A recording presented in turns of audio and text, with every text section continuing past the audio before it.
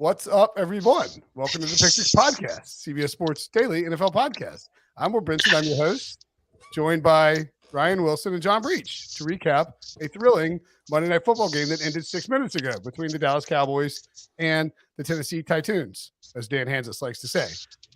We call the Titans in this case because they benched everyone, but they nearly pulled off a win. I believe the final score, a 2-touchdown deficit, 27-13. Cowboys win. Not as comfortable as it looked. And in fact, they really let Josh Dobbs hang around for the third straight week they played down to their competition. Ryan, how are you today, this evening? I'm great. Thank you. Breech, you were coming from an undisclosed location. Last year when we did the podcast around this time, Brinson, you'll remember he showed up from the Laser Lights room, his brother's gaming facility, which I think is 2 doors down. That's being occupied. So arguably one of the highlights ever of this podcast. So yeah, he got kicked out of that room. Where are you now, Breech? Well, the gaming facility is being occupied by people playing games. So now I'm in the same house. I am in a different room. This is called the fun room. This is the coffee room that has Christmas decorations and coffee. But by the way, I'm in Cincinnati. I'm on Eastern time. Is this how you guys live? Like games end at 11:30 and you're up this late? This is nonsense. I need to get back to Central time. My God. I love you drive straight north and you change time zones.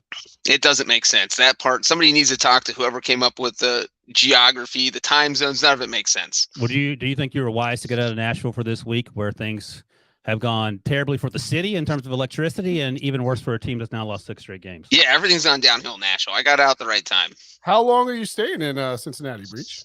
Not long enough to attend the Bills-Bengals game on Monday, unfortunatally. Brinson, we got a job. We got a lot of games to cover Sunday. What? I mean, but you clearly have a high-tech computer set up in multiple rooms of whatever house you're in. Like this, your crystal clear video on this like gaming computer that you have in this fun room. Telemarketing headset. What are you selling tonight? You don't want to know. We We got to wait for the midnight crowd before I can tell you what I'm selling. Okay. That's dark and scary. What's the main takeaway here? I mean, it's got to be the Cowboys related, I assume, because they won. I mean, there's nothing about that win by the Cowboys that should inspire any type of confidence that, unless we just believe that they're going to play up to their competition in the playoffs, or more concerningly, play down to their competition, whether it's the Panthers or the Buccaneers, likely in the first round of the playoffs. Just nothing about this. They beat the Eagles last week without Jalen Hurts. They lost to the Jaguars the week before. They nearly lost to the Texans the week before that. It's just a really and it was 21-19 in the fourth quarter with the Colts the week before that. And you look at the score and it's like, but it was 3 quarters of close football. I mean, like they're like, I mean, obviously they scored 33 points in the fourth against the Colts, but like, I mean, just a horrific performance against the AFC South, which is arguably the worst division in football. Zeke Elliott, I think it was like Nick Costos texted. He's like, if you told somebody before this game that Zeke Elliott, you guaranteed him 19 carries, he scored a touchdown, and he still only scored 9.7 fantasy points, like they just wouldn't believe you. But he's had 11 touchdowns in his last 9 games. It does feel like Jerry Jones has got some orders down to Mike McCarthy and Kellen Moore to get Zeke in on these goal line packages. Whether or not that's smart, it feels like he wants to get him those scores. It just doesn't. I mean, I don't know. Wilson, what's your level of confidence, 1 to 10, on the Cowboys winning their first round playoff game, regardless of opponent? 1.5. And I think the question for me, well, I'll ask both of you this. And I'll just make a 2-part question about both teams. Are you more concerned about Dak Prescott playing like he's dressed up as Kirk Cousins for Halloween? And Kirk Cousins is actually outplaying him at this point. And I'll ask the second half of the question when we get to the Titans. But Dak Prescott, to me, is the primary concern. Tony Pollard didn't play. They lost Tyler Biadasz to center. That's going to be an issue going forward. So the offensive line is going to be perhaps in flux. But the stupid mistakes Dak kept making, the one interception wasn't his fault. But the fumble, this center snap exchange, I'm putting that on Dak. He seemed to pull a little early. The other interception was not great. And these mistakes keep popping up against bad football teams, so you don't see it in the win column. But I think this is a huge concern, and that's why I say 1.5 out of 10. And now, bearing obviously, regardless of, I mean, they're potentially playing, my Tom Brady, my first round Buccaneers. I mean, does that change the number for you at all? Let's see. The wins over Wilson for that game will be minus 5.5. Yeah, and I take back my that might be high. Might be. I was Cowboys going to say minus 5.5. I think 4 maybe and a like half. Cowboys minus like 3.5. And Oh, there you go. Well, that tells you all you need to know about the Cowboys. well, I mean, Well- I threw out that the Cowboys might be like -7 at Carolina. Like that ain't the case. That feels high. Yeah, it's probably more like 4.5 or Yeah, 5 I think that's right. for Dallas at Carolina. If Carolina ends up making it to the postseason, Breech, what's your level of confidence here with the Cowboys to win a playoff game? It's higher than 1.5. I would say it's like 6, but considering they're playing a team that will be objectively worse than them, probably the winner in the NFC South, you would think the confidence level would be 8 or 9. But Right. this game is just emblematic of what they always do, which is this is a team they should have trashed. And when people look at the scoreboard tomorrow, they're like, oh, they won by 2 touchdowns. Well, they did, but they didn't. And so you let a team, the quarterback just signed with the Titans 8 days ago, and he dices you up for 235 yards. Are you kidding me? The defense is supposed to be one of the best in the NFL. And so you have the defense that's been struggling a little bit. You have, Ryan mentioned Dak Prescott. Hey, guess what? You know, now leads the league in interceptions. Dak Prescott. Real dagger, by the way, for a lot of people had bet Derek Carr to lead the league in interceptions. Well, guess what? You know who he's tied with for the league lead in interceptions? Oh, wait a Derek second. Carr. Oh, You it know is who Derek got Carr. benched? Derek Carr. So look, you have Dak Prescott, and Derek Carr is the league leader in interceptions right now. And look, one of the interceptions was not Dak's fault, so I'm not going to put that on him. But the other one was a hideous throw. Way behind and the receiver. Wilson, like you said, the fumble is his fault. If the ball's in the quarterback's hands, it is their fault. And so you just can't. You have 3 turnovers like that in the playoffs, you're losing. That's it. End of story. You have 3 turnovers like that against a trash Titans team that has 11 starters bench. Yeah, you're going to win by 2 touchdowns. But man, I would not be comfortable picking the Cowboys to win in the wild card round, even though I probably will. I mean, the Titans didn't even start Malik Willis. Now we'll get to that in a minute, but Josh Dobbs is out there. He signed with the team eight days ago off the Lions practice squad. They had Hassan Haskins as their leading rusher, a rookie. They actually signed 39-year-old, 15-time Nathan's hot dog eating champion Joey Chestnut and rolled him out there at some point to catch passes from them. I mean, this is an absolute skeleton crew, and I think it is a testament to Mike Vrabel. I don't know that the Titans are going to make any noise if they get to the postseason, but like, to even be competitive against any NFL team with this roster after benching everybody is really impressive. It does make you wonder, and this is sort of the thing with the Cowboys too. They would not stop talking about the Eagles a couple weeks ago, and then it's like it felt pretty obvious that they sort of came into this game thinking, yeah, like we're gonna fight. I mean, and they did. Like they just sort of out talented the Titans eventually, but that's not what you see from a really well coached team operating at a high level. Like Bill Belichick and Tom Brady's Patriots would have beaten this team 45-3, and snuffed them out. And I'm not suggesting that the Cowboys should be that. I'm just saying that I think if I'm a Cowboys fan or somebody with, backing the Cowboys to go deep in the playoffs, I'm pretty concerned about how they will perform not only in round 1, but then, in round 2. And look, Dak is a streaky passer. He can get hot. Tony Pollard's explosive. CeeDee Lamb's incredible. Dalton Schultz had a great game. They have a ton of talent on offense. There's no reason they can't score with anybody in the NFC. It's just, man, they just don't inspire a lot of confidence right now. I'm way more concerned about their offense and their defense, and that's saying something because at one point coming into the season or even last season, the defense was the concern. And it all starts with Dak. And now that Tyler Biadasz is out, or could be out for some time, he was wearing a knee brace on the sidelines after he got his knee all twisted up and it didn't look good. That's just one more complicating factor. So, like I said, you had in the indecision with Prescott, the way Dak's playing, you had Mike McCarthy in there, you had Kellen Moore in there. I don't have very high hopes for this team. And don't forget, by the way, they lost at home last year to the 49ers. And that demoralizing 4th and long scramble as time expired. So I wouldn't put anything beyond this team. It all starts with Dak. He just has to play better, but he hasn't over the last few weeks.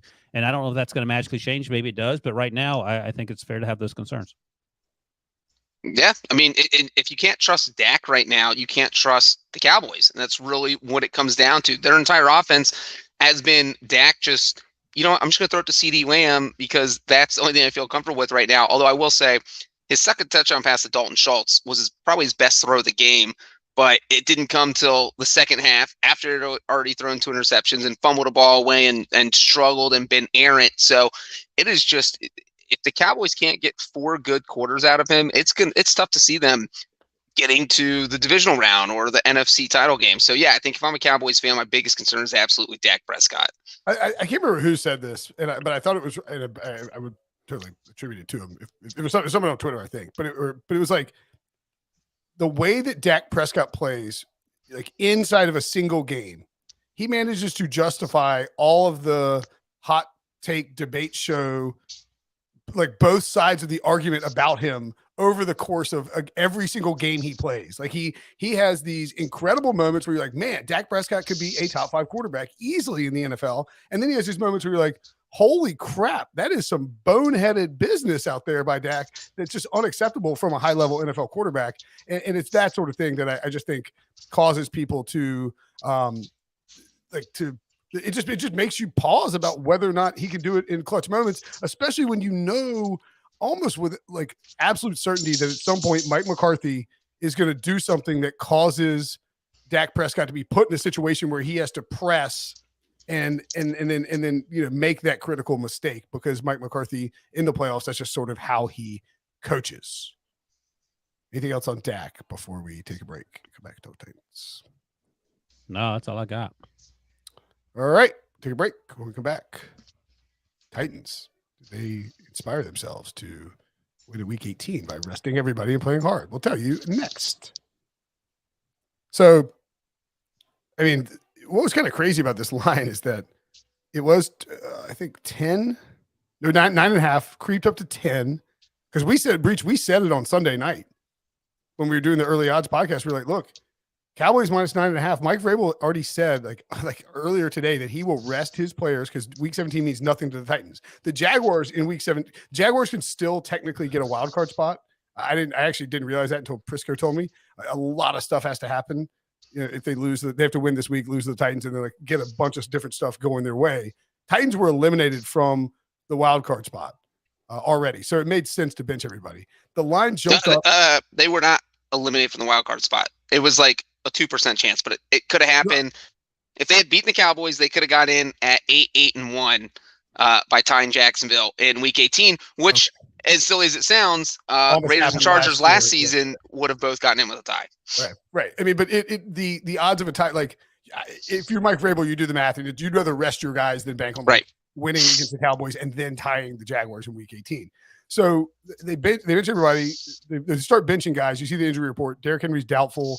A bunch of different stuff. A bunch of different play like Danico Autry's doubtful, but like a bunch of defensive starters are listed out. The line moves to 12. Then it moves to 13. Then it's like, all right, Malik Willis isn't even starting. Josh Dobbs is starting. It comes off the board, comes back on at 14, dips back down to 13.5. It was a little fishy, I thought, Breech, that it didn't like keep going up. As it turns out, Vegas is pretty good at this because the Cowboys won by 14 points. Like how much, like, do you think that this Titans team is sort of inspired at all by what they saw on Thursday night, or does it sort of like, I mean, it feels like, they had a chance against the Cowboys. Like they could have beaten them and really like flipped the script. And all of a sudden you beat the Cowboys and then your starters are rested going against the Jaguars, and you feel just that kind of momentum with a 10-day break.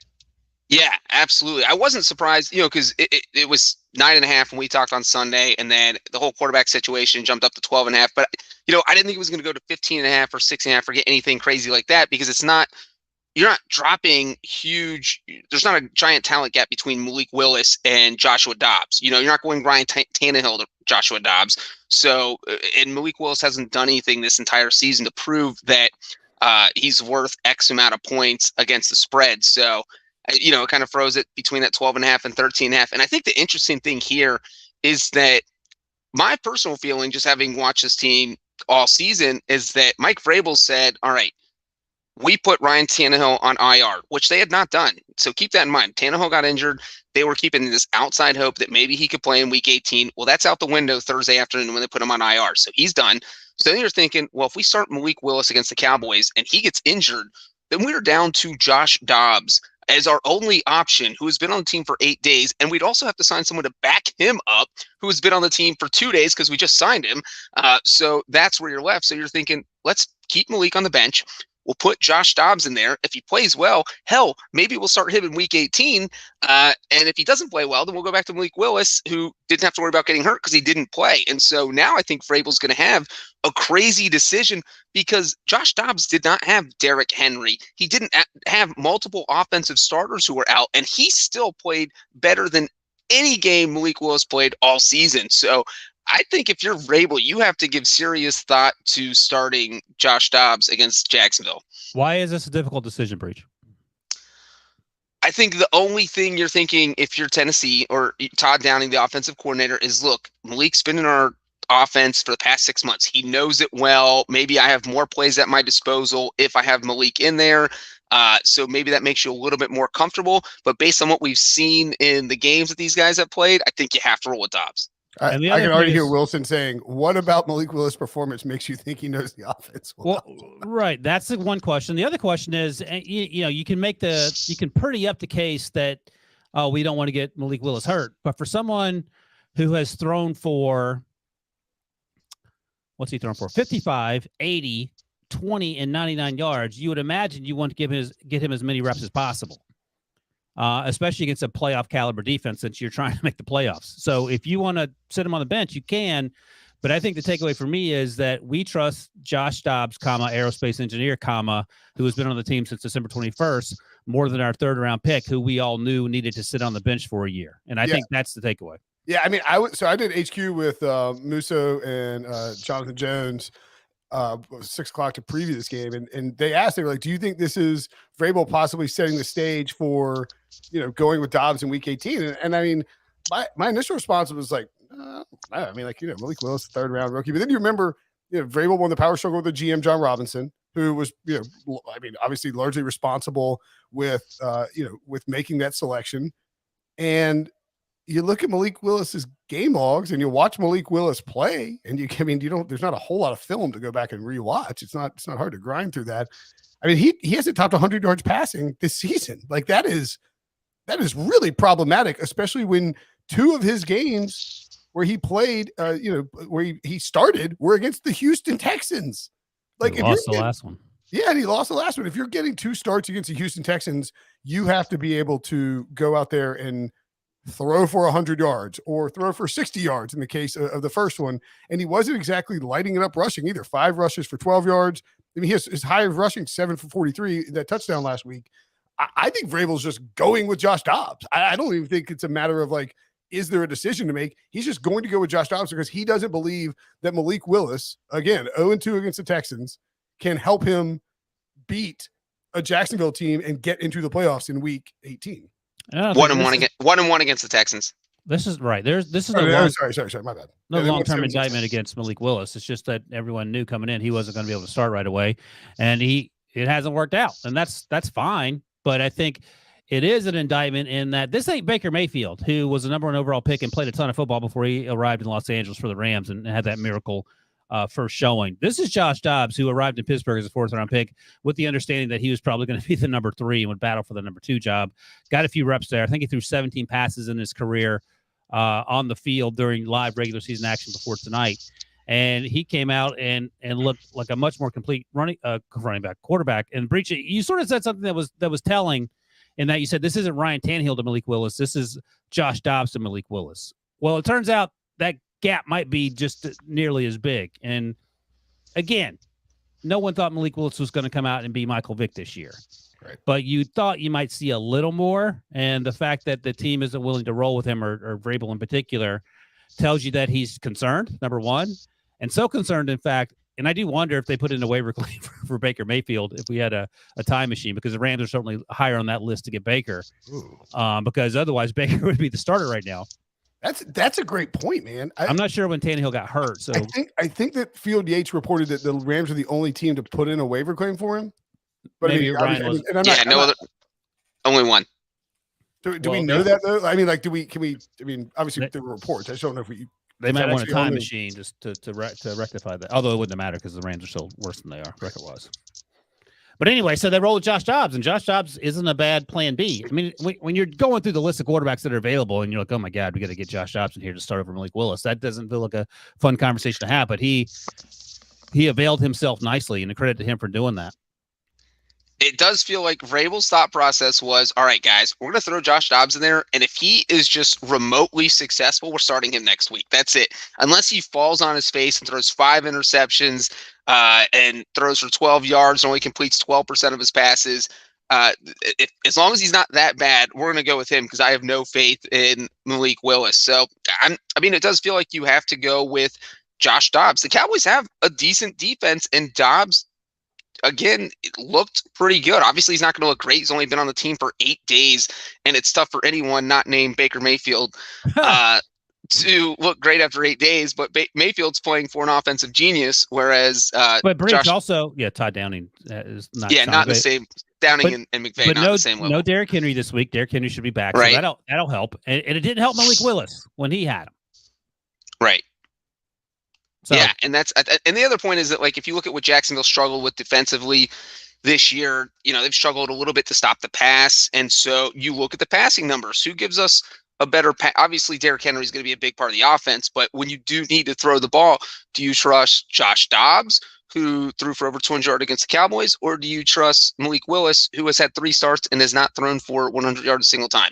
Right. One quick note here. I think this is just kind of interesting. I thought this is my boy Fabian Sommer, who's a really sharp NFL guy from Germany, actually had this galaxy brain theory. Guten Tag. Yeah, Vrabel pulled Willis to avoid showing the Jaguars any tape, and is going to bust out a full option offense against Jacksonville in Week 18 with like Derrick Henry and Malik Willis. I don't think that's that crazy. What is your quote about desperation being a stinky cologne? I think Billy actually has the quote. From, Hit the button, Billy, because that's the offense you're going with. Desperation is a stinky cologne. God, I love Super Troopers. What a movie. All right. Anything else from this game? This game doesn't deserve 30 minutes of our time. Hey, Billy, throw up that tweet from my buddy Jordan Tajani. This is a fun tweet about Josh Dobbs. I put it in your private Slack, so it's not to spoil it, but you didn't read it. Or did you? Am I getting done? I'm excited. I want to see what it is. You're not going to believe this. This is some craziness. This feels like one of us is getting dunked on, and probably me. No, it's actually about Joshua Dobbs and Jordan Tajani, who lives in Nashville. Who, by the way, has never hung out with me a single time, even though we both live in Nashville. There's a reason for that. So he throwing Jordan under the bus. He tweeted this out before the game. Joshua Dobbs led Tennessee in passing, University of Tennessee, rushing and receiving against Florida in 2015. All 3 in one game in 2015. How do you lead in passing and rushing? I get, but also receiving. How bad was that Tennessee team that he had to do all 3? He may have to do all 3 next week against the Jaguars. By the way, his receivers didn't help him out. They dropped a ton of passes, receivers and running backs. All right, well, just before we go, let's do one thing. Based on what you saw from the Titans tonight, they went toe-to-toe for a solid 3 quarters against – they were way overmatched. This game should not have been close for more than 1 quarter. Before you ask the question – sorry. Go ahead. So Dallas shows up at all. Just show up, and like this game's a blowout. So to follow up on Brinson, let me ask you this question before you ask your question, Breech. If Mike Vrabel were coaching the Cowboys and Mike McCarthy's coaching the other team, this question you're about to ask doesn't matter, I would imagine. Cowboys 51-3. Exactly. If Vrabel is coaching the Cowboys. So my question is, if you have to make a prediction right this second about Titans Jacksonville next week in Jacksonville. Wins over Wilson, it's going to be -3.5 Jacksonville, and I'm rolling with the Jaguars all day. Ooh. Prisco has like an inkling that the Titans will find a way to upset the Jags. Man, how? Yeah, I would. Derrick Henry. Derrick Henry would be fumbling. He got a week off. He got a week off. He's going to be fresh. Did he get new hands? Quit fumbling. I don't know. I'll check the hand surgery books at the local hospitals. -2. I like the E eliminated. There's an E if you're watching on YouTube, youtube.com/pick6. It's like E-Colts. I mean, obviously that's eliminated, but I was like, oh, we're just calling the E Colts because like Jeff Saturday's coaching this team now. Growing up in Harnett County, we didn't have Fs, we had E's. So it feels like these are proper grades for these teams as well. Yeah, it's weird. I don't know why we did E's. I guess we didn't want to skip the letter E. I mean, it is weird to skip the letter E, but I've never heard of a school doing that. Well, real quick, we have the Harnett County did that. So the Colts and the Texans both get E's, Breech. My school did that as well, just so you know. My school did that. My school was big on E's. You know too, Billy. I've seen your report card. Yeah, I do, but I still made it here, man. I'm on the best podcast in America. You Go know, ahead. we have the division odds up there. It's an EP, error producer is what that is. Hey, The division odds up there right now with Jacksonville at -270 and the Titans at +220. That's basically the money line because it doesn't matter what Jacksonville does on Sunday. I don't think it will impact it that much, and that's basically a money line bet, right? So if it is, then you're looking at Jacksonville being like a 6-point favorite. Yeah, I would think the move sick. there is to take Tennessee. I don't think there'll be a 6-point favorite. That's pretty steep. I mean, but that's what those odds indicate. Yeah, for sure. You know, No, I know. I'm not disagreeing with that.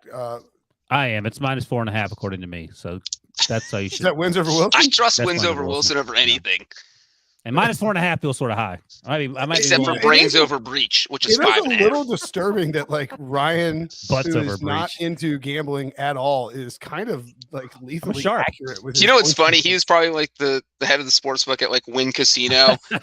He makes like $7 million a year, and he sets the lines for all the but sports he still books in comes on Vegas. he still comes on this podcast. Yeah, That's- Pretends like that's- he pretends like he doesn't know anything. He's like, oh, I looked into all these good Breech. picks, and my wins over Wilson for me was not proven. I like that you think that Wilson could make $7 million a year and still do this. Let's think this through, Breach. Exactly. Like And he would still agree to do this. Like, sure. I'm going to Sounds torture great. myself as someone who suffers from OCD doing this podcast 3 times a week. Shorten my lifespan. What are we All right, doing? let's get out of here. I'm just again, 30 minutes is too much for this stupid game. Don't trust the Cowboys. Titans did some stuff, and big game in Week 18. Jaguars, Titans. John Breech, your cell phone has magnificent video coverage. Thanks for watching. Thanks for listening. For Breech, Oh, for wow. Wilson, I'm Brinson. We'll see you guys later.